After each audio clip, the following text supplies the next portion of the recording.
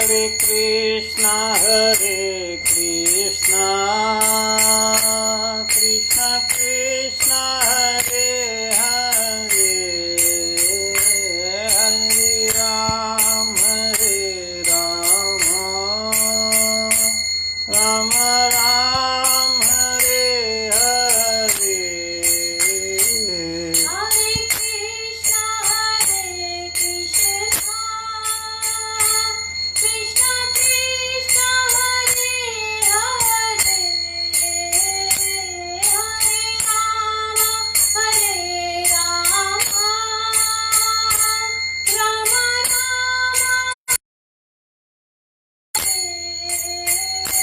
जय गौरानीता गौरानीता गौरानीता जय गौरानीता।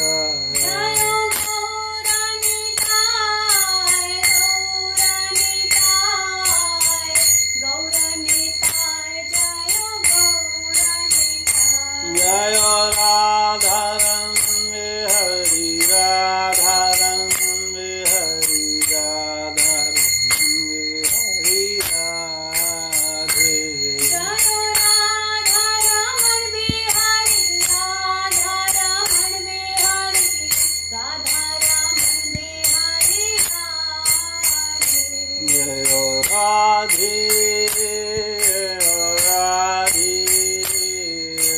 राधे जय श्री राधे। जय राधे जय राधे जय राधे जय श्री राधे। जय जय प्रभुपाद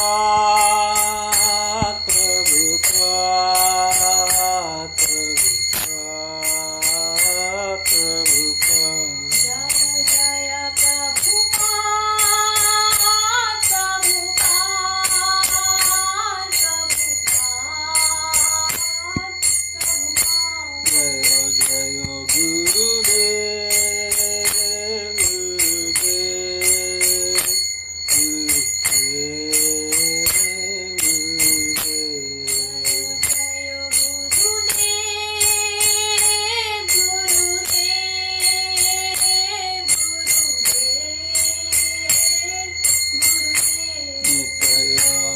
हरि हरि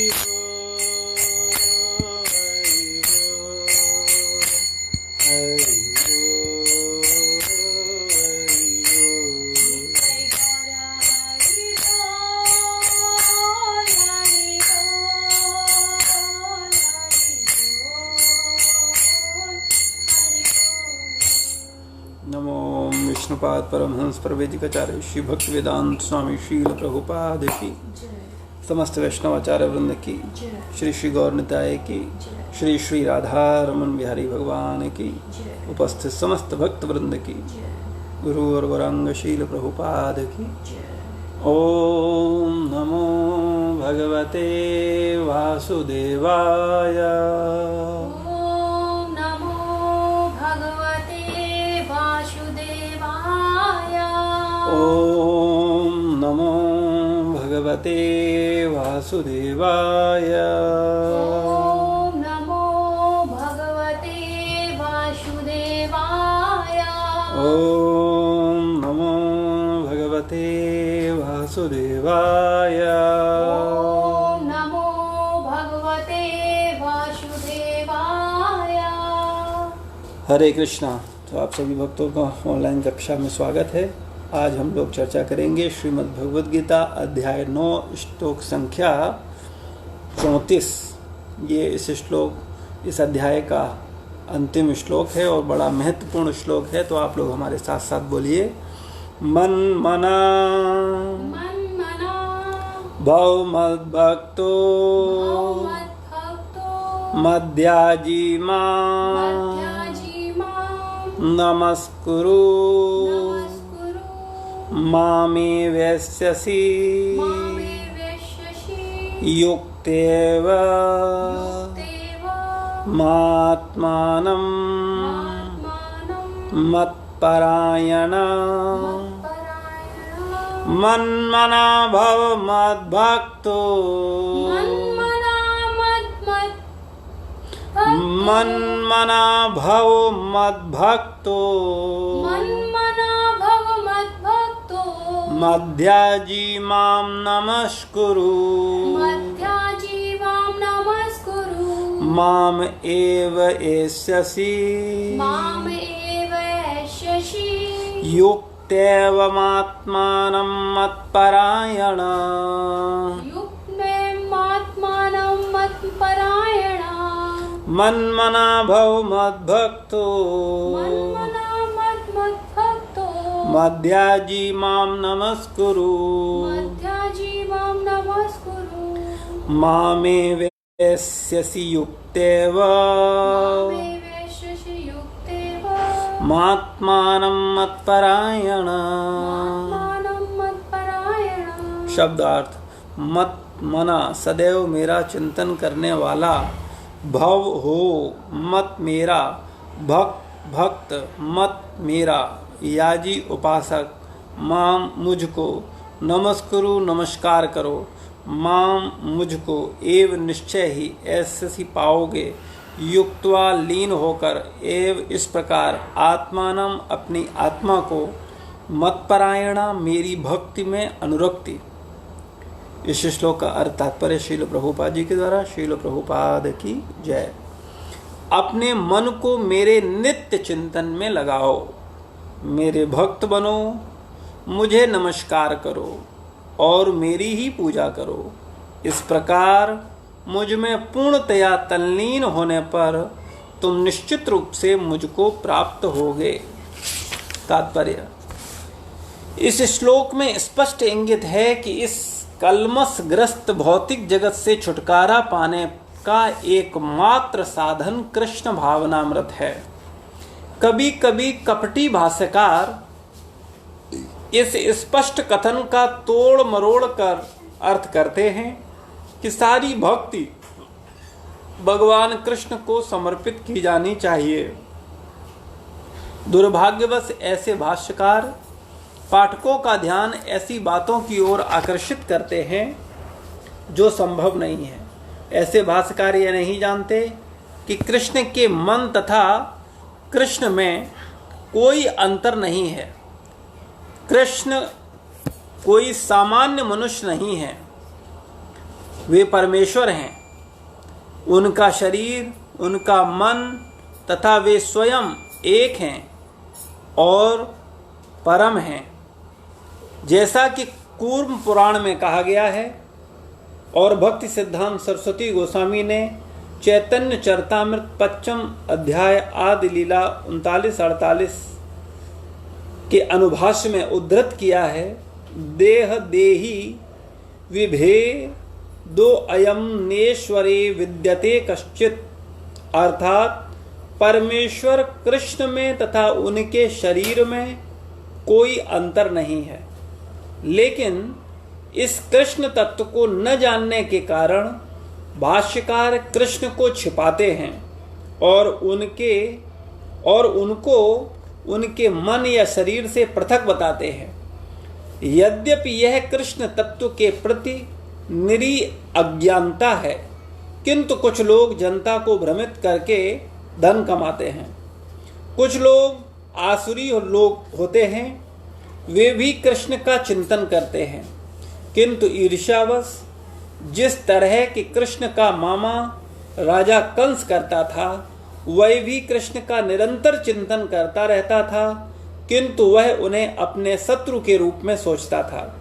वह सदैव चिंताग्रस्त रहता था और सोचता रहता था कि न जाने कब कृष्ण उसका वध कर दें। इस प्रकार के चिंतन से हमें कोई लाभ होने वाला नहीं है। मनुष्य को चाहिए कि भक्तिमय प्रेम में उनका चिंतन करे, यही भक्ति है। उसे चाहिए कि वह निरंतर कृष्ण तत्व का अनुशीलन करे। जो वह उपयुक्त अनुशीलन क्या है, यह प्रामाणिक गुरु से सीखना है। कृष्ण भगवान हैं और हम कई बार कह चुके हैं कि उनका शरीर भौतिक नहीं है, अपितु सच्चिदानंद स्वरूप है। इस प्रकार की चर्चा से मनुष्य को भक्त बनने में सहायता मिलेगी, अन्यथा अप्रामाणिक साधन से कृष्ण का ज्ञान प्राप्त करना व्यर्थ होगा। अतः मनुष्य को कृष्ण के आदि रूप में मन को स्थिर करना चाहिए। उसे अपने मन में यह दृढ़ विश्वास करके पूजा करने में प्रवृत्त होना चाहिए कि कृष्ण ही परम हैं।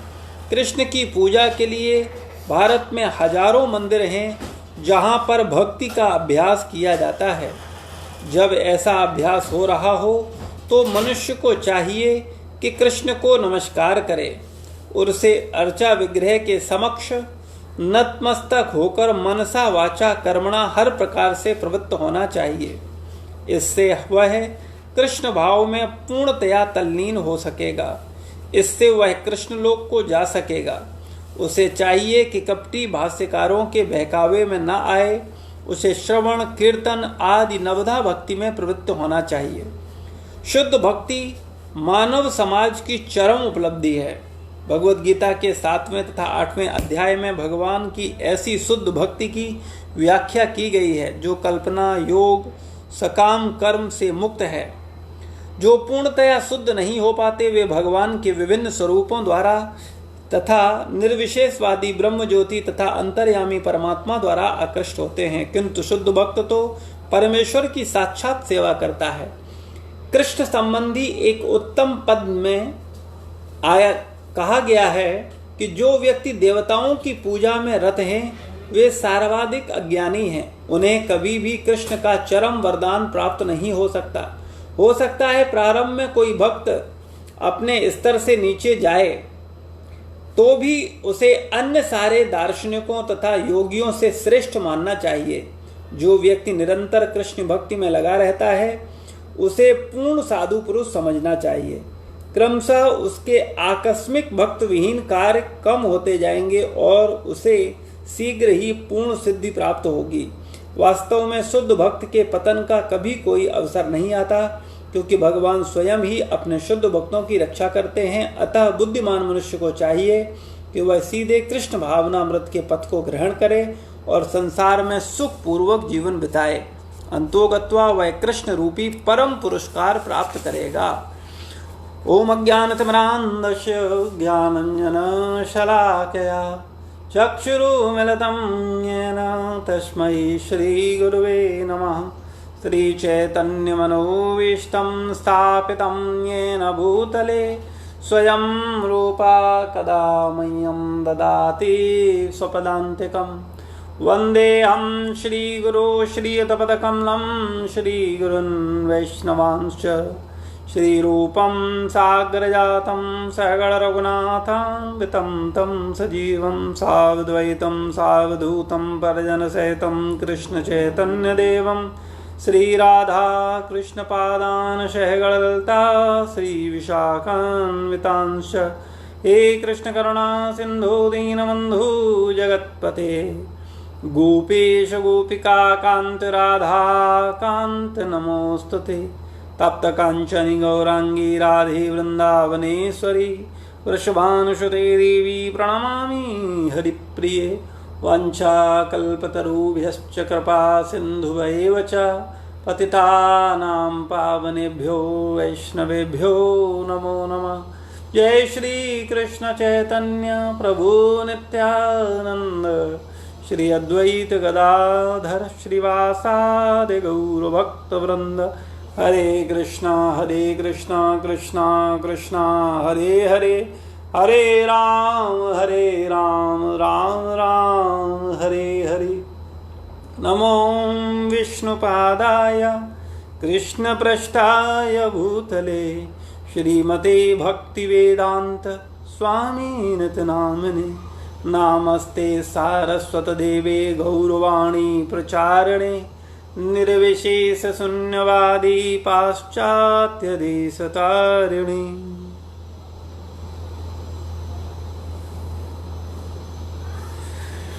हरे कृष्णा।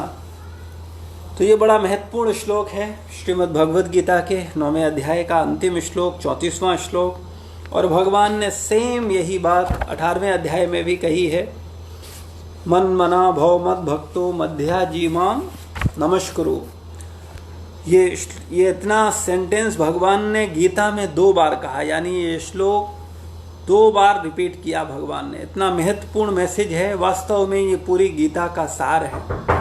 अगर हम इसको गंभीरता पूर्वक स्वीकार करेंगे, इसको समझेंगे, तो वास्तव में हम अपना जीवन भगवान की सेवा में समर्पित कर पाएंगे। तो यहाँ भगवान बोल रहे हैं मन मना भव मत भक्तो। कौन है? हरि बोल। मन मना, गेट खुले हैं, खोलो, बोलो बोलो। ये काम यहाँ पर लेना। हाँ करो करो, शोर मत करना। जी, मशीन चलेगी कि और हल्की से आवाज। नहीं तो दूसरे में कर लो, दूसरे वाले में कर लो। अभी हम यहाँ थोड़ा क्लास कर रहे हैं। अच्छा। हरे कृष्णा। तो भगवान इस श्लोक में बोल रहे हैं अपने मन को मेरे नित्य चिंतन में लगाओ, मेरे भक्त बनो, मुझे नमस्कार करो और मेरी पूजा करो। इस प्रकार मुझ में पूर्णतया तल्लीन होने पर तुम निश्चित रूप से मुझको प्राप्त करोगे। तो भगवान ने इस गीता में बार बार हमको यही मैसेज दे रहे हैं, मेरा चिंतन करो, मेरे भक्त बनो, मेरी पूजा करो। ये बात भगवान ने गीता में 2 बार कही।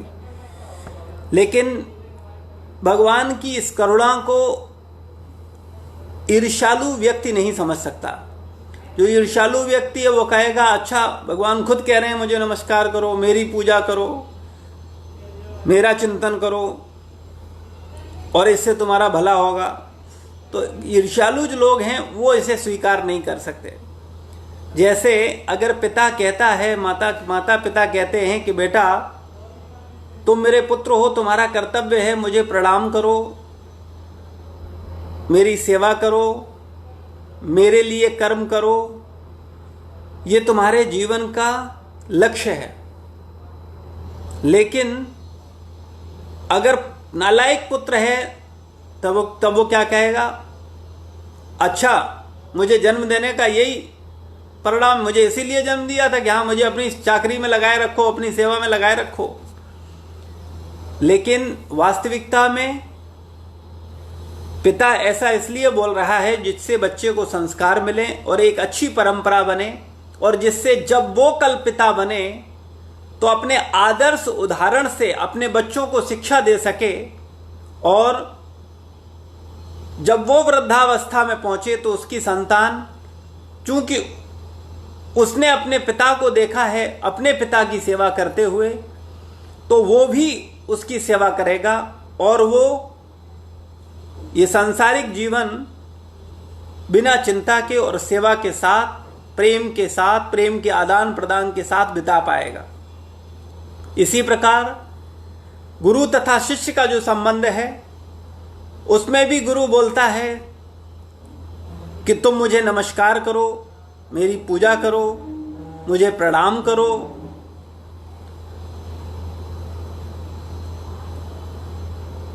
तो अगर वो ऐसा बोल रहा है तो जो ईर्ष्यालु शिष्य है वो सोचता है अपनी पूजा करवाना चाहते हैं, अपना चिंतन करवाना चाहते हैं, क्योंकि वो अपनी धूर्त मानसिकता से वैसा ही भाव रखेगा। शील प्रभुपाद जी हमारे परम गुरुदेव अमेरिका पाश्चात्य देश में गए और वहां जाकर के वहां लोगों को पता ही नहीं था कि क्या संबंध होता है गुरु और शिष्य का। उन्होंने अपने समस्त शिष्यों को सिखाया कि किस तरीके से प्रणाम किया जाता है, किस तरीके से सेवा की जाती है, किस तरीके से गुरु का चिंतन किया जाता है, किस तरीके से उनका सेवक बना जाता है, किस तरीके से गुरु का पूजा किया जाता है।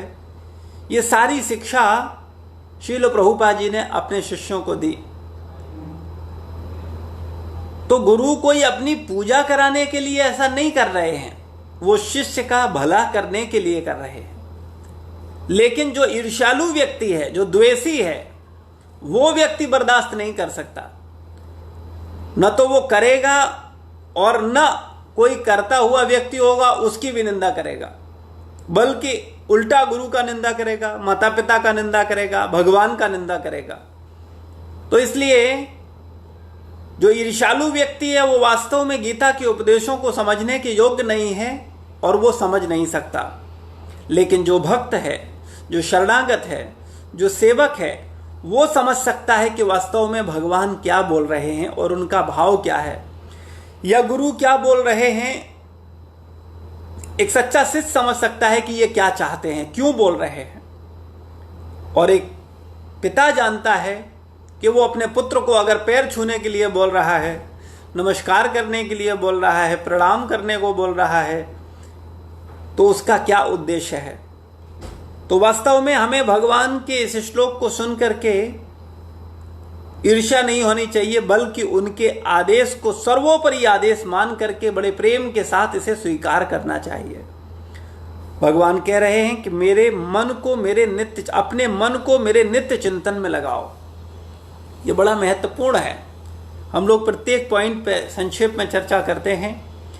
एक्चुअली हम सबका जो मन है, हम अपने मन को अपनी इच्छा पूर्ति में लगाते हैं, लेकिन भगवान बोल रहे हैं अपने मन को मेरे चिंतन में लगाओ, यानी अपने मन को भगवान की इच्छा पूर्ति करने में लगाओ, अपनी इच्छा पूर्ति करने में न लगाओ।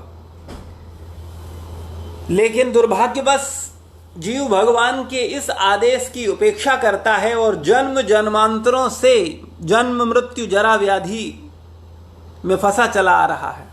वो भगवान में अपने मन को नहीं लगाना चाहता, वो भगवान की सेवा नहीं करना चाहता, वो भगवान का चिंतन नहीं करना चाहता, वो गुरु का चिंतन नहीं करना चाहता, वो गुरु की सेवा नहीं करना चाहता, वो माता पिता का सेवा नहीं करना चाहता। तो वास्तव में भगवान बोल रहे हैं अपने मन को मेरे नित्य चिंतन में लगाओ। ऐसा करने से व्यक्ति का जो मन है, जो इंद्रिय तृप्ति के लिए हमेशा तैयार रहता है, वो मन शुद्ध होगा। जब हम अपने मन से अपनी इच्छा पूर्ति के बजाय भगवान, गुरु तथा माता पिता की इच्छा पूर्ति में मन को लगाएंगे तो निश्चित रूप से मन शुद्ध होगा। और शुद्ध मन से ही व्यक्ति आनंद प्राप्त करने का अधिकारी होता है। आगे भगवान बोलते हैं मेरे भक्त बनो। भगवान कह रहे हैं मेरे भक्त बनो। भक्त का मतलब है सेवक। मेरे सेवक बनो, मेरे दास बनो। माता पिता क्या बोलते हैं पुत्र को? मेरे सेवक बनो। गुरु क्या बोलता है शिष्य को? मेरे सेवक बनो। क्यों बोलता है सेवक बनो? क्योंकि उसको सेवा की कमी है, इसलिए बोलता है कि सेवकों की कमी है। हो सकता है आधुनिक जीवन में जीने वाला पिता का भाव या भौतिक चेतना रखने वाले तथाकथित गुरु का भाव ऐसा हो सकता है, लेकिन भगवान का भाव ऐसा नहीं है। प्योर आध्यात्मिक गुरु का ऐसा भाव नहीं है और एक सच्चे आध्यात्मिक पिता का ऐसा भाव नहीं होता है। वो क्यों बोलता है मेरे भक्त बनो? उसका कारण है जिससे उसको आनंद मिले। एक पुत्र को, एक शिष्य को, एक भक्त को दो प्रकार का आनंद वो दो तरह से ले सकता है। एक बाह्य आनंद जो बाह्य चीजों से मिलता है, एक आंतरिक आनंद जो आंतरिक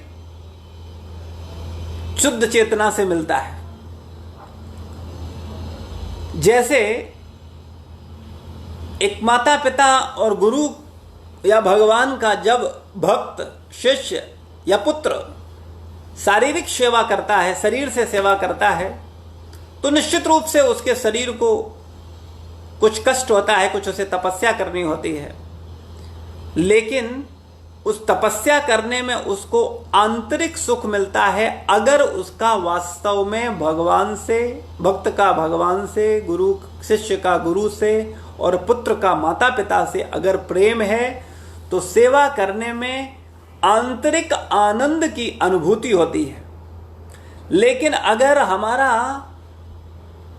अंतःकरण शुद्ध नहीं है, अगर हमारी अवांछित इच्छाएं हैं, अगर हम स्वयं ही बाह्य सुख लेना चाहते हैं, इंद्रिय तृप्ति का सुख लेना चाहते हैं, तब निश्चित रूप से हमको माता पिता, गुरु या भगवान का सेवा करने में सुख का अनुभव नहीं होगा। हाँ, हमारी सेवा करने में हमको सुख का अनुभव होगा। तो ये भौतिक मानसिकता है, चूंकि हम बाह्य सुख की ओर आकर्षित हैं लेकिन आंतरिक सुख को महत्व नहीं दे रहे हैं।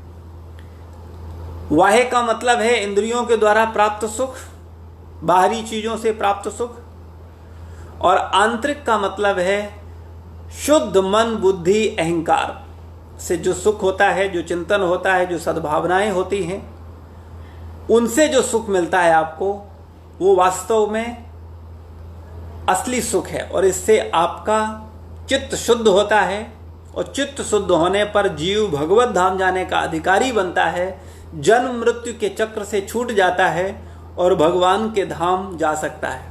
लेकिन उसे भक्त बनना पड़ेगा। लेकिन हमारी समस्या ये है कि हम भक्त बनने को तैयार नहीं हैं, भक्त बनाने को तैयार हैं। हम स्वयं शिष्य बनने को तैयार नहीं हैं, गुरु बनने को तैयार हैं। हम पुत्र बनने को तैयार नहीं हैं, पिता बनने को तैयार हैं।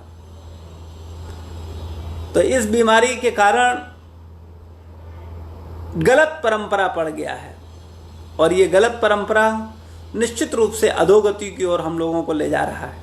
इसलिए हम सबको बहुत गंभीरतापूर्वक विचार करना चाहिए और भगवान के इस आदेश को बिना ईर्ष्या के स्वीकार करना चाहिए। भगवान बोल रहे हैं, अपने मन को मेरे नित्य चिंतन में लगाओ, मेरे भक्त बनो, मेरे सेवक बनो। और बोलते हैं, मुझे नमस्कार करो।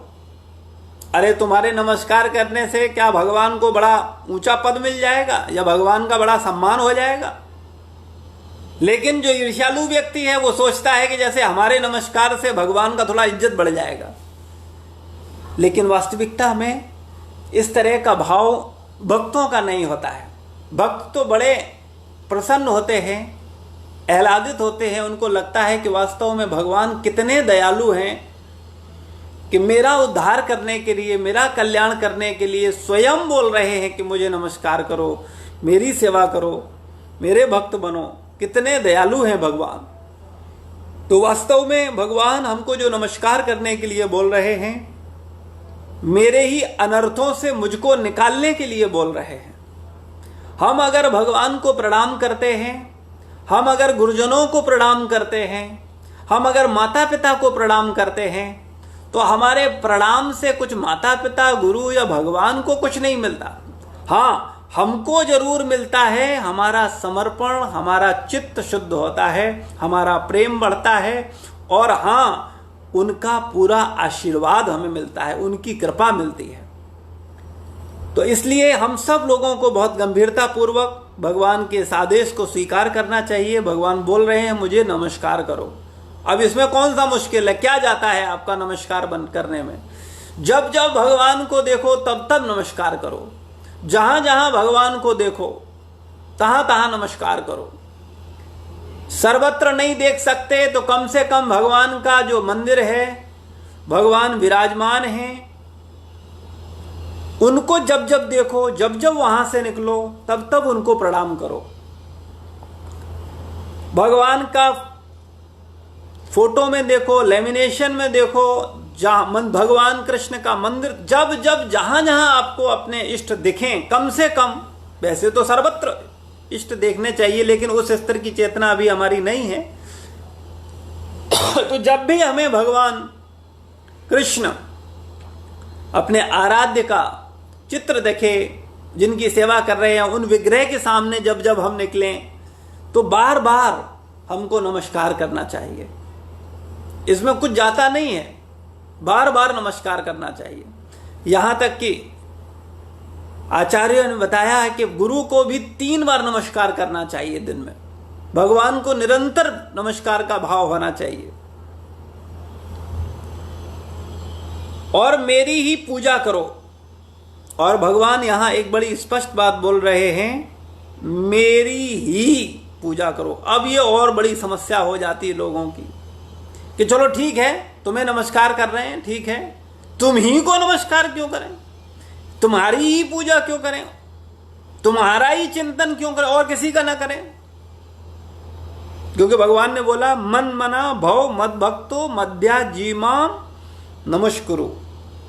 मुझे माम मीन्स मुझको करो।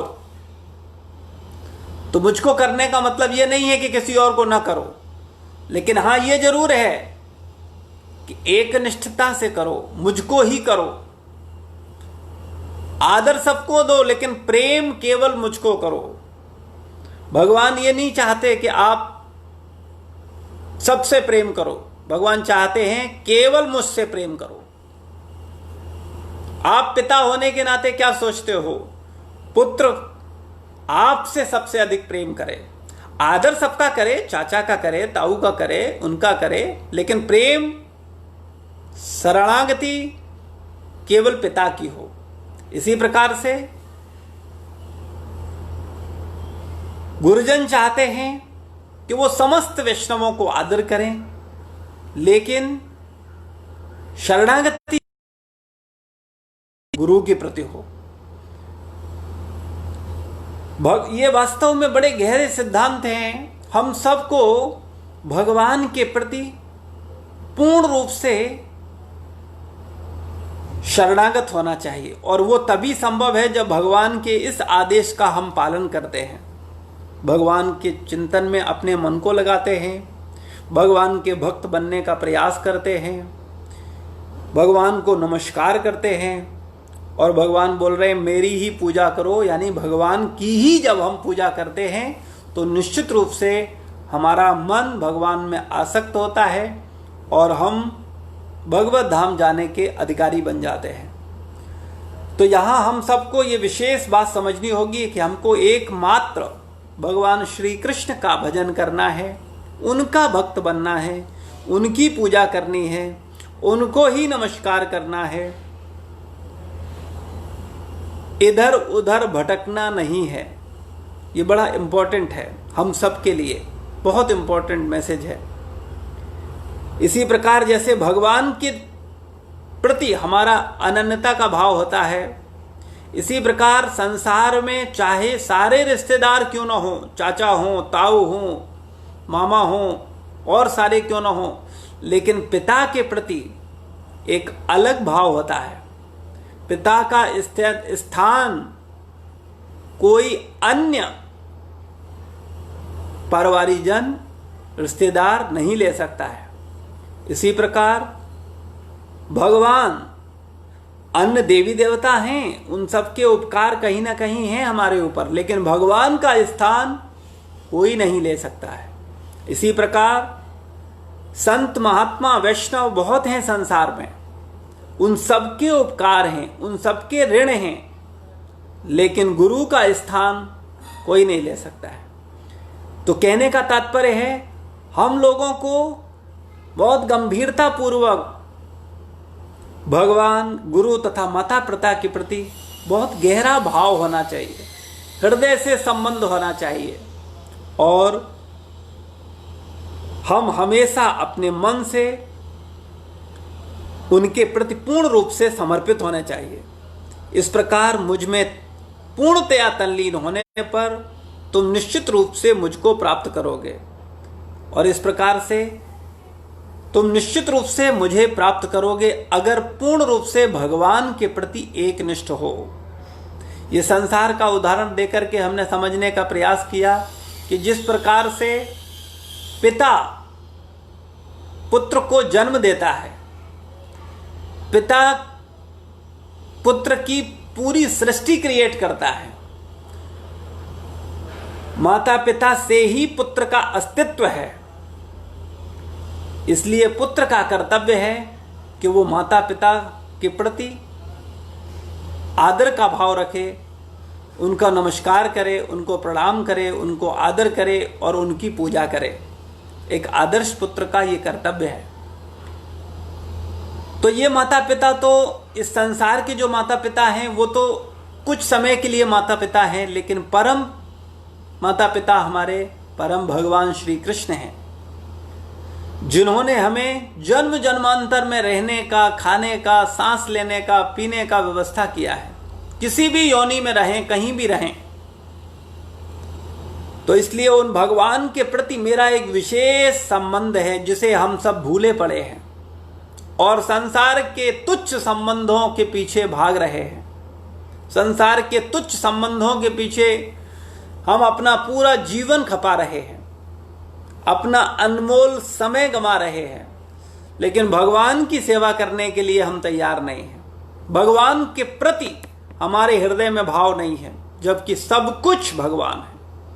तो इसलिए हम सब लोग अगर वास्तव में भगवान को प्राप्त करना चाहते हैं तो उसका साधन यही है, अपने मन को भगवान में लगाओ, अपने मन मर्जी के कार्य मत करो, भगवान की मर्जी के कार्य करो। अपने मन के कार्य मत करो, गुरुजनों के मन के कार्य करो। भगवान के भक्त बनो, गुरुजनों के भक्त बनो। भगवान को नमस्कार करो, गुरुजनों को नमस्कार करो और भगवान की पूजा करो, गुरुजनों का पूजा करो।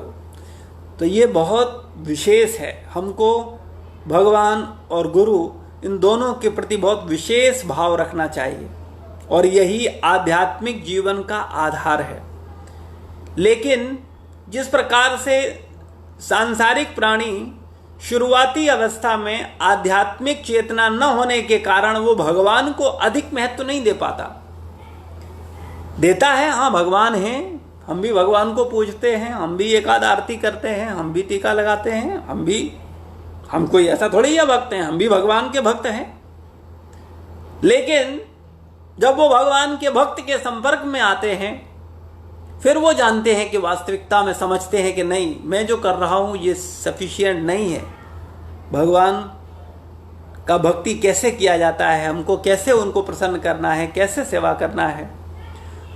तो भक्तों के संपर्क में आने पर हमको भक्ति सीखने को मिलती है और फिर जब हम भक्ति करते हैं तब हमें समझ में आता है कि वास्तव में हम भगवान का भक्त मानते थे अपने आप को, लेकिन वास्तव में हम तो कुछ नहीं कर रहे थे, हम भगवान के भक्त नहीं थे। इसी प्रकार से जिस प्रकार से शुरुआती अवस्था में भगवान के प्रति बहुत अधिक जीव में भाव नहीं होता है, उसी प्रकार से गुरुजनों के प्रति भी, गुरु के प्रति भी जीव के हृदय में शुरुआती अवस्था में कोई गहरा भाव नहीं होता है, क्योंकि वो तो आता और जाता है। लेकिन जब वो संबंध को रियलाइज करता है, महसूस करता है, अपने उस संबंध को मानता है और उस संबंध के अनुसार कार्य करता है, फिर वो उसकी गंभीरता को समझता है और उसके परिणामों को समझता है। और जब वो देखता है कि उसके जीवन से अनर्थ भाग रहे हैं, पाप भाग रहे हैं, बुराइयां भाग रही हैं और वो वास्तव में बड़ा अपने चित्त में शांति महसूस करता है, आनंद महसूस करता है, अपने अंदर श्रद्धा की बढ़ोतरी महसूस करता है और परम आनंद की अनुभूति करता है, फिर वो गुरुजनों के महत्व को समझता है और फिर जिस अनुपात में वो महत्व को समझता है उसी अनुपात में वो धीरे धीरे शरणागत होता है, समर्पित होता है और समर्पित होकर के और गंभीरता पूर्वक गुरुजनों के सानिध्य में, वैष्णवों के सानिध्य में भगवान की और अच्छी भक्ति करना चाहता है, भगवान की और अच्छी सेवा करना चाहता है। और एक अक्षय भक्त का, एक समर्पित भक्त का ये लक्षण है कि वो पूर्ण रूप से भगवान की सेवा में समर्पित होने पर भी उसको लगता है कि वास्तव में वो भगवान की कोई सेवा नहीं कर रहा है। ये उसको अंदर से अनुभव होता है, उसको लगता है वो भगवान की कोई सेवा कर नहीं पा रहा है। तो इसलिए हम सब लोगों को वास्तव में अगर हमें भक्त बनना है, भगवान के धाम जाना है या भगवान को प्राप्त करना है, तो ये 4 चीज़ें बड़ी आवश्यक हैं। और वास्तव में ये पूरी गीता का सार भी है कि भगवान ने स्पष्ट बोला है, मेरे अपने मन को मेरे नित्य चिंतन में लगाओ, मेरे भक्त बनो, मुझे नमस्कार करो, मेरी पूजा करो। और मेरी पूजा नहीं, मेरी ही पूजा करो। ये बड़ा इंपॉर्टेंट है, मेरी ही, पूजा करो। इस प्रकार मुझ में पूर्णतया तल्लीन होने पर तुम निश्चित रूप से मुझको प्राप्त करोगे। लेकिन शर्त यह है, मुझ में पूर्ण रूप से तल्लीन होने पर। हम लोग पूर्ण रूप से तल्लीन रहते हैं संसार में, हम लोग पूर्ण रूप से तल्लीन रहते हैं सांसारिक विषयों में। तो मरने के बाद क्या भगवान याद आएंगे, या मरते समय क्या भगवान याद आएंगे, या हम भगवान के धाम जाएंगे? नहीं। तो इसीलिए भगवान ने बोला है ये 4 कार्य निरंतर करो। एक तो पहला कार्य जो सबसे कठिन है, नमस्कार कर लोगे, अपने आप को अपने मिथ्या अहंकार द्वारा भगवान का भक्त भी बोल दोगे और तथाकथित भगवान की पूजा भी कर लोगे। लेकिन जो पहली शर्त है, पहली शर्त जब पूरी होगी तभी वास्तव में बाद की चीजें शुरू होंगी। और वो पहली शर्त है, मन को मेरे नित्य चिंतन में लगाओ। और ये तभी संभव है जब हम अपनी मनमर्जी के कार्य न करके भगवान तथा गुरु की मर्जी के अनुसार कार्य करें। अपने मन को वैल्यू न दें, अपने विचारों को वैल्यू न दें, भगवान तथा गुरुजनों के विचारों को वैल्यू दें। अगर हम ऐसा कर पाए तो निश्चित रूप से हम भगवान की भक्त भी बन पाएंगे, भगवान को बार बार नमस्कार भी कर पाएंगे और भगवान की ठीक तरीके से पूजा भी कर पाएंगे। लेकिन अगर पहला ही कार्य नहीं हुआ, अपनी ही मन मर्जी में लगे रहे और भगवान तथा गुरुजनों की मर्जी की ओर ध्यान ही नहीं दिया, तो बाद की कोई एक्टिविटी सही से होने वाली नहीं है। हाँ, लगेगा जरूर कि आप तो नमस्कार कर रहे हो, आप तो भगवान को प्रणाम कर रहे हो। देखो, हर बात बड़ी गहरी और बड़ी हृदय से होनी चाहिए। जैसे कई बार प्रणाम करने पर भी हम प्रणाम नहीं कर पाते, यानी कोई व्यक्ति शरीर से लेट सकता है लेकिन क्या हृदय से लेटता है? कई बार दंडवत प्रणाम हम बोलते हैं, क्या वास्तव में वो दंडवत का भाव है?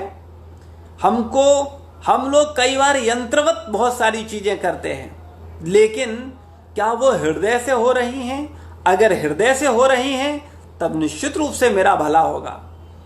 हृदय से होने पर ही हमारा कल्याण है। लेकिन अगर केवल शारीरिक है, जैसे भगवान का नाम जप, मुंह से तो हरे कृष्ण चल रहा है लेकिन मन कहीं और है, तब निश्चित रूप से वो जप बहुत अच्छा जप नहीं है। इसी प्रकार से शरीर से तो प्रणाम हो रहा है लेकिन मन कहीं और है, तब वो प्रणाम का बहुत अच्छा लाभ नहीं मिलेगा। तो इसलिए अगर हम जो भी कार्य करें उसमें हमारा मन का सम्मिलित होना बहुत जरूरी है, क्योंकि मन ही बंधन और मोक्ष का कारण है। भगवान ने गीता में बताया है 6वें अध्याय में, अर्जुन, ये मन ही है जो बंधन या मोक्ष का कारण है। यदि व्यक्ति इस मन को सही तरीके से कार्य में लगाए तो ये मोक्ष का कारण हो सकता है। और अगर मन को फ्री छोड़ दे कि जो मन आए सो करो, तो यही मन उसके बंधन का कारण बन जाता है। तो इसलिए हम सब लोगों को बहुत गंभीरता पूर्वक इस श्लोक पर विचार करना चाहिए, मनन करना चाहिए और भगवत धाम जाने की भगवान की जो शर्तें हैं उनको पूरा करना चाहिए। क्योंकि भगवान ने स्पष्ट कहा है, इस प्रकार मुझ में पूर्णतया तल्लीन होने पर तुम निश्चित रूप से मुझे प्राप्त करोगे। कतई संदेह नहीं है, निश्चित रूप से मुझे प्राप्त करोगे। लेकिन कब? जब मुझ में पूर्णतया तल्लीन होगे। और पूर्णतया तल्लीन कैसे होगे? जब पहली शर्त अपने मन को मुझ में लगाओगे, यानी मेरे मन के अनुसार कार्य करोगे। दूसरा, मुझे नमस्कार करोगे। तीसरा, मेरे भक्त बनोगे। चौथा, मेरी पूजा करोगे। तो ये 4 कार्य करेंगे अगर हम सद्भावना से, हृदय से, तो निश्चित रूप से हम इसी जीवन में अपने चित्त को शुद्ध कर पाएंगे और भगवान की पूर्ण कृपा प्राप्त करके भगवान को साक्षात प्राप्त कर पाएंगे, भगवान के धाम को प्राप्त कर पाएंगे और जन्म मृत्यु जरा व्याधि से हमेशा हमेशा के लिए मुक्त हो जाएंगे। 84 लाख योनियों से हमेशा हमेशा के लिए मुक्त हो जाएंगे। संसार के सुख और दुख से हमेशा हमेशा के लिए मुक्त हो जाएंगे। राग और द्वेष से मुक्त हो जाएंगे। आनंद के अधिकारी बन जाएंगे। लेकिन करना पड़ेगा। अगर हम करेंगे नहीं तो कुछ नहीं होगा। इसलिए इस श्लोक पर बहुत मनन करना चाहिए। इस श्लोक को बार बार सुनना चाहिए। बार बार इस पर, इसकी व्याख्या पर मनन करना चाहिए। बार बार इस पर विचार करना चाहिए, क्योंकि ये पूरी गीता का निचोड़ है। श्रीमद् भगवद गीता के 2 श्लोक बड़े महत्वपूर्ण हैं। एक ये और एक सर्वधर्मान परित्यज्य ममेकम शरणम व्रज। सब कुछ छोड़ करके मेरी शरण में आ जाओ। और शरण में आओ तो क्या है, भगवान ने बोले चिंता मत करो, मैं जन्म जन्मांतरों में तुम्हारे पापों से तुमको मुक्त कर दूंगा। तो ये 2 श्लोक बहुत महत्वपूर्ण हैं। और वास्तविकता में अगर हम इन दोनों श्लोकों के अनुसार अपने जीवन को ढाल लेते हैं तो निश्चित रूप से हम भगवत धाम जाने के अधिकारी बन जाएंगे। और इन दोनों श्लोकों पर हमें बहुत गहराई से मनन करना चाहिए। और जो आज का श्लोक है, ये तो भगवान ने गीता में 2 बार कहा है। आप इसके महत्व को सोच सकते हो। भगवान 2 बार बोल रहे हैं। 9वें अध्याय का अंतिम श्लोक है और 18वें अध्याय में भी भगवान ने बोला कि मेरे भक्त बनो, मुझे नमस्कार करो। तो इसलिए अगर हम वास्तव में भगवान की कृपा प्राप्त करना चाहते हैं तो हमें इस श्लोक पर विशेष ध्यान देना चाहिए। 18वें अध्याय के 65वें श्लोक में भगवान ने कहा है, मन मना भव मद भक्तो मध्या जीवाम नमस्कुरु मामे वैश्य सत्यम ते प्रजाने प्रियो असि में। सदैव मेरा चिंतन करो, मेरे भक्त बनो, मेरी पूजा करो, मुझे नमस्कार करो। इस प्रकार तुम निश्चित रूप से मेरे पास आओगे। मैं तुम्हें वचन देता हूं क्योंकि तुम मेरे परम प्रिय मित्र हो। इसलिए अगर हम भगवत धाम जाने के अधिकारी हैं, अगर हम भगवत धाम जाना चाहते हैं तो निश्चित रूप से हमें भगवान के इन विचारों पर, इन आदेशों पर मनन करना होगा और इनको हृदय से स्वीकार करना होगा। और भगवान तथा गुरु के प्रति एक निष्ठता से अभिन्न भाव रखते हुए प्रेम पूर्वक इन आदेशों का पालन करना होगा। फिर उसके परिणाम बड़े मधुर जीते जी आपके जीवन में दिखने लगेंगे और आप समस्त प्रकार के अनर्थों से मुक्त हो जाएंगे और गुरुजनों की कृपा के अधिकारी बन जाएंगे। शील प्रभुपाद की जय, गुरु महाराज की जय, समस्त भक्त वृंद की जय। निताई गौर प्रेमानंदे। हरि हरि बोल।